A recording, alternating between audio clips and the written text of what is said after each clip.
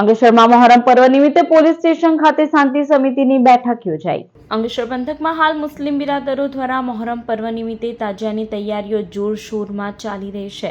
આ તહેવાર શાંતિપૂર્ણ અને સૌહાર્દપૂર્ણ વાતાવરણમાં ઉજવાય તે હેતુથી અંકલેશ્વર ડિવિઝન પોલીસ સ્ટેશન ખાતે ડીવાયએસપી ડોક્ટર કુશલ ઓઝાના અધ્યક્ષ સ્થાને શાંતિ સમિતિની બેઠક યોજાઈ હતી, જેમાં મોટી સંખ્યામાં મુસ્લિમ આગેવાનો અને તાજિયા સમિતિના આયોજકો સાથે હિન્દુ મુસ્લિમ અગ્રણીઓ ઉપસ્થિત રહ્યા હતા।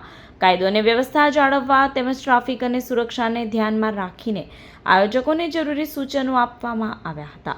આયોજકો અને સ્થાનિક લોકો દ્વારા રજૂ કરવામાં આવેલા વિવિધ પ્રશ્નો તેમજ સમસ્યાઓને શાંતિપૂર્ણ સાંભળવામાં આવી હતી।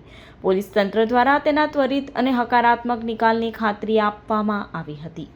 તારીખ 25 અને 26ના રોજ મહોરમ તાજિયાનો ઉત્સવ છે અંકલેશ્વર ડિવિઝન વિસ્તારમાં ઉજવવા જઈ રહ્યા છીએ, ત્યારે આજરોજ અંકલેશ્વર ડિવિઝન પોલીસ સ્ટેશનમાં શાંતિ સમિતિની મિટિંગનું આયોજન કરવામાં આવ્યું હતું, જેમાં બહોળી સંખ્યામાં મુસ્લિમ સમાજના આગેવાનો તથા આયોજકો હાજર રહ્યા હતા। તેમની સાથે આ તહેવારને સારી રીતે કેવી રીતે ઉજવી શકાય તે બાબતેની ચર્ચા કરવામાં આવી।